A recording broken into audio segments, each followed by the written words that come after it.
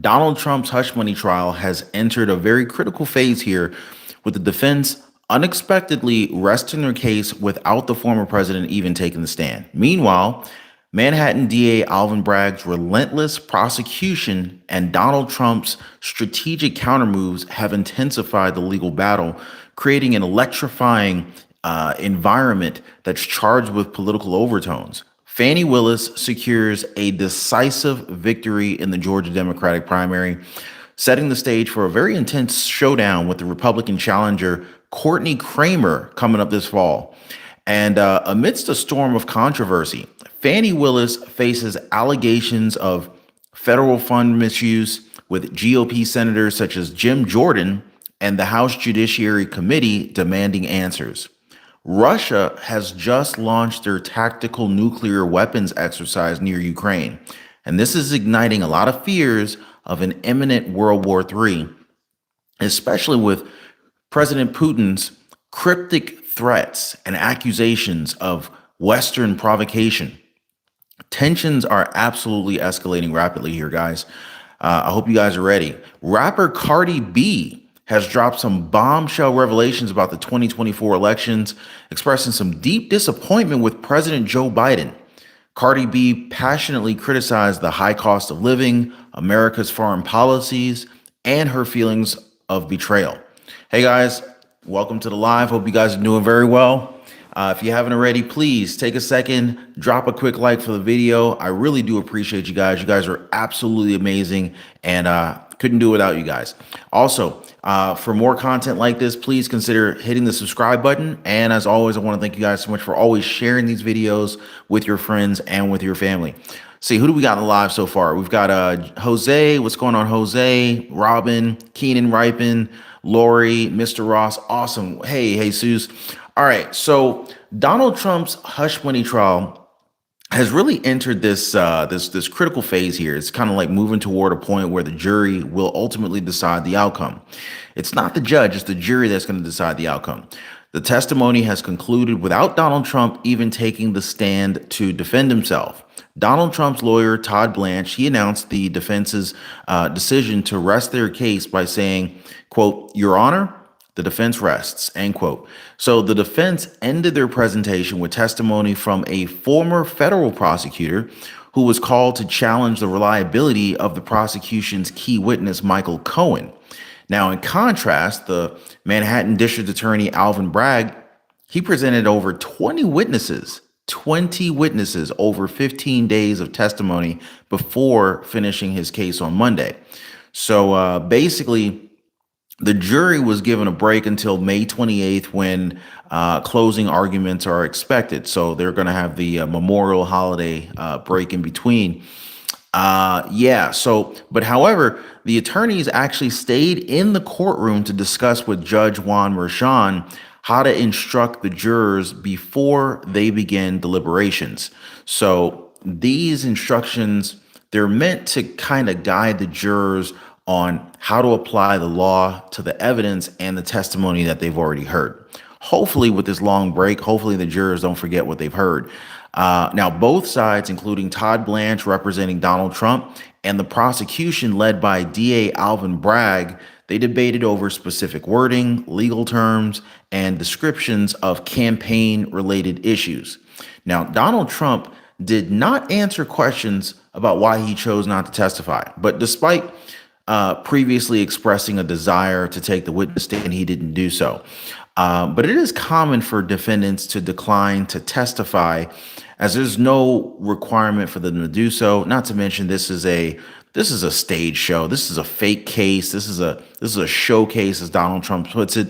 And honestly, this would only give, Stormy Daniels more of what she wants and Michael Cohen more ammo for his TikTok entrepreneurial ventures. What's going on, Jacob Bartlett? Thank you so much for the $10 super chat, my friend. So Jacob Bartlett says, "I'm wondering what if the judge doesn't agree with the jury's findings and throws it out for a guilty verdict." I feel like, I don't know, because number one, all you need is one juror to kind of disagree. So you already have a mistrial right there, and they end up having to throw it out. But if the judge doesn't agree with it, I don't know how much jurisdiction he has over, like, can he overrule a jury? I'd have to research on that one. That's a good question, Jacob. Appreciate that. Gail Strong, thank you so much for the $5 super chat. God bless you both. I really do appreciate it. But yeah, so it's again, it's pretty common for the defense not to take the stand. But anyway, so the defense's strategy, they kind of led to this was led by Todd Blanche, focused on undermining the credibility of Alvin Bragg's witnesses. We're talking the Stormy Daniels. We're talking, he didn't have to undermine Hope Hicks. Hope Hicks actually helped Donald Trump's case and Todd Blanche's argument. So Hope Hicks was actually a big plus for Donald Trump's team. Michael Cohen turned out to be a huge disaster for DA Alvin Bragg. So that was a huge backfire for him. But ultimately, Todd Blanche focused on undermining the credibility of DA Bragg's witnesses rather than having to prove Donald Trump's innocence. So his strategy was a little bit different. Instead of trying to prove Donald Trump innocent, it was like, hey, let me just expose your witnesses for their biases and for their lack of credibility. So I think that was a brilliant move that DA Alvin Bragg was not prepared for. Meanwhile, Donald Trump has publicly criticized the trial as being politically motivated, and he's also used the proceedings to bolster his presidential campaign. I mean, he's literally turned the trial into a fundraising opportunity. I mean, this is the American entrepreneurial spirit, like right here on display. And Donald Trump's pulling it off here. What's the phrase go? When life throws you lemons, you make margaritas, something like that. So anyway, Trump, in between breaks, he walks out the courtroom, gets his margarita stand. All the cameras are there, and he's selling the margaritas. So. Yeah. Anyway, Donald Trump also criticized Joe Biden in front of the cameras and just ultimately just showcased his political supporters. So, but during the trial, jurors, they learned about the behind the scenes actions of Donald Trump's allies at the National Enquirer, who tried to prevent some negative stories about Donald Trump from being published by paying to catch and kill them. And so again, this is a legal strategy. This is a legal strategy. There's nothing illegal about it, right? They also heard from Stormy Daniels, a adult film star actress who detailed an alleged sexual encounter with Donald Trump in a hotel room. Donald Trump, of course, has denied that anything has happened between them. Donald Trump and MAGA supporters right now, today, are not happy. As I should say, as Fulton County District Attorney Fani Willis ended up winning over attorney and author Christian Y. Smith in the Georgia Democratic primary on Tuesday, just yesterday, as projected by the Associated Press. We were kind of hoping that Fani Willis wouldn't overcome here. But Fani Willis, 52-year-old prosecutor, is seeking another term as district attorney while our high-profile case against former President Donald Trump and the others concerning the alleged election interference in 2020 is still being reviewed by the Georgia Appellate Court. So, yeah. So in Fani Willis's victory speech, at an election night party on Tuesday, just last night. She's at another party. I know. Fani Willis expressed her gratitude to her supporters, and she said, quote, "I am so humbled and so grateful to the citizens of Fulton County who made this possible. Tonight, they delivered a strong message and a powerful message. They want a district attorney that believes everyone deserves to be safe and everyone is entitled to some dignity. And it's a message that's pissing folks off, but there's no one above the law in this country," end quote. Now, there's a lot to be said here. I'm with you, Divine Order. She is quite bold. So Fani Willis says that there's no one in this country who's above the law. But yet, a lot of her actions make you have to question that, right? Or at least it makes me question it. Like, does she really believe what she's telling us?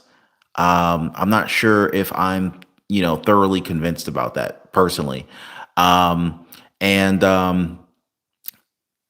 I'm really surprised that she had gotten so much support in order to win the Democratic primary. Now, of course, in the upcoming general election this fall, Fani Willis, she's going to have to compete against Republican challenger Courtney Kramer. In that in that in that race there, Fani Willis could possibly lose her job. Today, she could have lost her job, but there is basically round two where she has to go up against Republican challenger Courtney Kramer. And if Courtney Kramer takes her out, she would theoretically lose her job as the district attorney for Georgia. Courtney Kramer, she's, according to her LinkedIn profile, she was an intern in the White House counsel's office during the Trump administration and later worked as a litigation consultant for the Trump campaign in Georgia after the 2020 election. So it's going to be real interesting to see how this plays out in the next several weeks or so.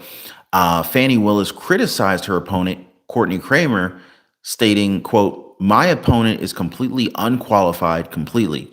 She has less than 20 years of practicing law, and she has never been in a criminal courtroom," end quote. So I don't know, guys. I'd love to hear from you guys. What do you guys think about that? Do you want Fani Willis to be the DA, to remain the DA for Georgia? Do you think that this, according to Fani Willis, this underexperienced Republican DA would do a better job than District Attorney Fani Willis? Y'all let me know. Let me know in the comments, guys.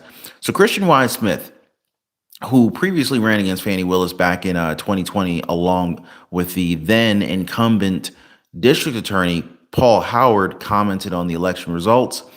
He said that people are ready for change. People are tired of the same old format from that office.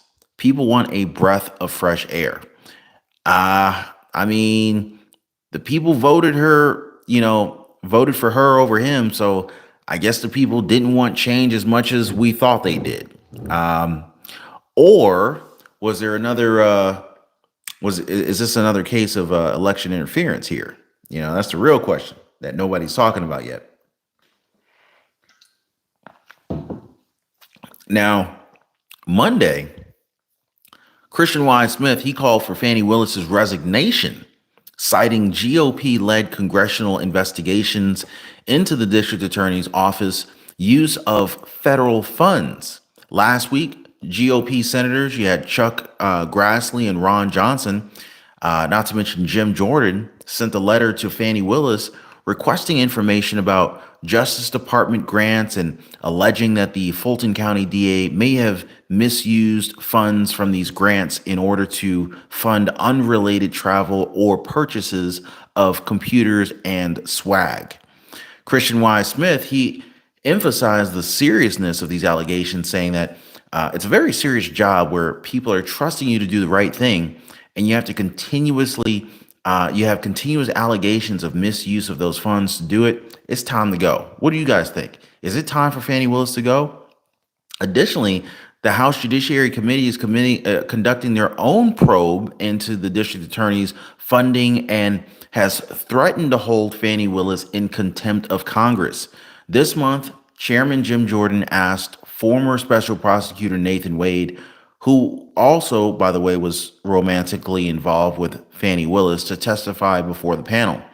In response to these ongoing investigations, Fani Willis remarked in an interview earlier this week that Jim Jordan has time after time attacked my office with no legal purpose. He has now turned his tricks into going to look into grant programs, which I invite him to do so. And we have complied with his subpoenas, but yet he continues to attack to try to interfere in a criminal investigation. So, of course, Fani Willis tries to turn it around on Jim Jordan, make it look like he's interfering in an investigation. It's a circus, guys. Changing gears just a little bit, multiple tornadoes struck Iowa just last night, causing significant damage and loss of life as severe storms have hit the plains and the Midwest. Iowa State Police have reported facilities in Adams County near Des Moines, Iowa, and extensive damage to the city of Greenville. My thoughts and prayers go out to everyone who's been affected by that. The National Weather Service reported another large and dangerous tornado near Fontanelle, which is a small city just south of Des Moines, Iowa. Additionally, a tornado hit Nevada, small city northeast of Des Moines, causing power outages and property damage. The National Weather Service advised residents in affected areas to seek shelter immediately, warning that you are in a life-threatening situation. The storms are not confined to Iowa, though, guys. The Chicago area is also facing severe weather threats right now. The National Weather Service has issued a hazardous weather outlook, warning of the potential of damaging winds and tornadoes. The elevated risk of tornadoes is definitely in effect, going all the way out to the Mississippi River into Illinois. So heads up out there. Also, the Louisiana House just recently passed a bill that classifies the two drugs used to induce an abortion, which is the mifepristone and the misoprostol, as controlled dangerous substances. Now, this bill, known as SB 276, is now on its way to Governor Jeff Landry, who is expected to sign it into law. Abortion opponents hope that this measure will serve as a model for other conservative states aiming to end the procedure. This particular bill passed with a vote of 64 to 29 after more than an hour of debate in the House. So, if Governor Landry ends up signing it into law, Louisiana will become the very first state in the country to categorize mifepristone and misoprostol in the same way as opioids, depressants, and other highly addictive drugs. Now, under this new law, processing these abortion pills without a valid prescription or outside of the professional medical practice could lead to incarceration and fines. However, the bill exempts pregnant women from prosecution, meaning that they would not face any criminal charges for having the pills. Louisiana also already has pretty strict abortion laws, banning both medication and surgical abortions, except to save the patient's life or if the pregnancy is deemed medically futile. So,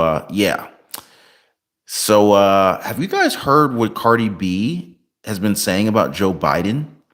Well, if you guys remember, like back in 2016, was it 2016 or 2020, rapper Cardi B did support Joe Biden.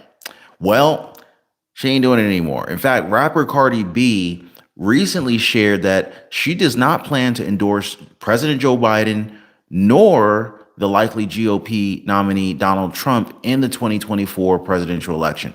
In fact, during an interview with Rolling Stone magazine, Cardi B, she expressed her feelings of disappointment with Joe Biden's presidency.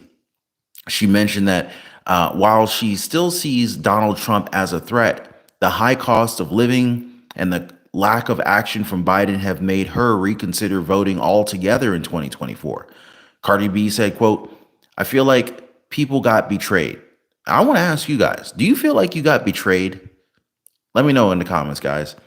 So she previously interviewed Joe Biden before the 2020 election and endorsed him after initially supporting Senator Bernie Sanders.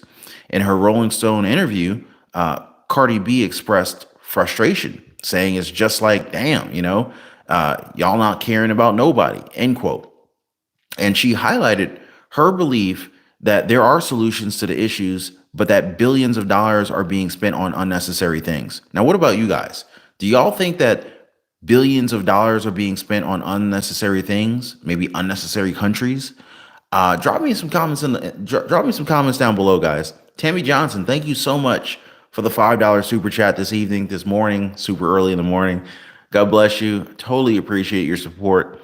So in January 2023, Cardi B posted a viral video on social media criticizing the high inflation, saying, quote, "What the F is going on? lettuce was like $2 a couple of months ago, and now it's like $7. Of course, I'm going to say something. End quote. Now, on top of that, Cardi B voiced her opposition of the U.S. funding efforts in Ukraine and Israel against Russia and Hamas. She criticized America's involvement in foreign conflicts, saying, quote, America don't pay for endless wars for countries that have been going through stuff for a very long time, end quote. She also noted that the United States only helps countries from which it can benefit. She said that, quote, I don't like that America has the superhero cape on. We never did things to be superheroes.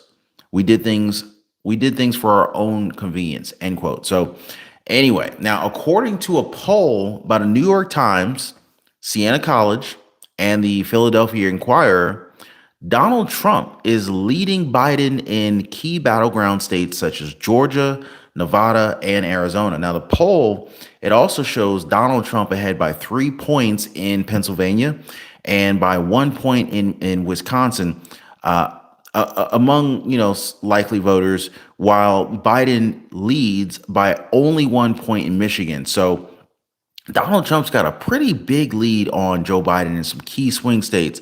Biden had narrowly won, if you call it a win, forgive me, guys. Biden had narrowly won all 6 of these critical states in 2020's election miraculously. You know what I'm saying? Y'all already know what the deal is for that election. Now, should Donald Trump win them in 2024, he would reclaim the White House. What do you guys think? Trump 2024, or is Biden going to get another round, another swing in this thing? Let me know, guys. Now, a very prominent historian recently predicted that World War III is likely without support for Ukraine. Surprisingly, shortly after this prediction, Russian President Vladimir Putin started nuclear weapons drills near Ukraine, increasing their nuclear threat from Russia. So just yesterday, Russia announced it began tactical nuclear weapons exercises close to Ukraine. Now, this is very alarming, guys. These exercises are a part of the Southern Military District troops training. Training, you don't say. I hope this training doesn't get out of hand. Let's just put it that way. So according to Russia's defense ministry, these troops are practicing tasks such as obtaining special ammunition for the Iskander operational tactical missile system, equipping launch vehicles with this ammunition, moving covertly to designated positions to prepare for missile launches. And additionally, the military personnel are practicing equipping aviation's weapons with special warheads, aeroballistic hypersonic missiles, flying into designated patrol areas. This is some scary stuff, guys, because all it takes is for them to just overshoot something into a NATO country or into the Ukraine, and we could be faced with World War III. Now, unlike strategic nuclear weapons that destroy entire cities, they're saying that these tactical nuclear weapons are meant for use on the battlefield. Okay. So do they have like baby nukes that they're testing? I mean, I don't really know how that works. I just picture a nuke blowing up and doing a lot of, widespread damage. I can't imagine you'd use nuclear warheads on the battlefield, but that's outside my pay grade. I don't really know anything about that. President Putin has made indirect nuclear threats to the West for years, especially after he launched a full-scale invasion of Ukraine in February 2022. This invasion has resulted in tens of thousands of deaths and significant destruction. Countries supporting Ukraine have provided military equipment to help Ukraine defend itself against Russia. When I say countries like Ukraine, it's mainly the United States. These other countries, we're putting in a lot. Let's just say that. Dmitry Peskov, a Kremlin spokesperson, he accused French President Emmanuel Macron and unnamed British representatives of provoking Russia. So this came after UK Foreign Secretary David Cameron mentioned that Ukraine could strike Russia with British weapons during a visit to Kiev. Macron also suggested the possibility of sending Western troops to the Ukraine. Russia's defense ministry stated that these nuclear exercises are meant to ensure the territorial integrity and the sovereignty of the Russian state in response to the provocative statements and threats of individual Western officials. So that's their stance on this. Russia has effectively started nuclear drills near Ukraine following accusations against Western leaders for provoking nuclear escalation, all within the context of an ongoing conflict and international tensions. Guys, they are asking for World War III. I don't know what else to say about this. What do you guys think? This is some pretty scary stuff here, guys. And of course, we would see something like this in a presidential election year, wouldn't we? Right? Anyway, guys, Bruce Rice. I see Bruce Rice in the comments. Davinos Halkin says Cardi probably holds pole dancing classes for hopeful girls. Oh my God. Lou Davis says read Revelations. It tells it all. Appreciate you, man. Hey everybody, listen to Catalia. Catalia says, please make sure to smash that like button as it helps with Ron's channel's algorithm. Appreciate you, Catalia. Thank you everyone for hitting the like button. Thank you so much for sharing these videos and subscribing to the channel. I totally do appreciate you guys. You guys are amazing. And I'm gonna see you guys on the next one. Have a good night.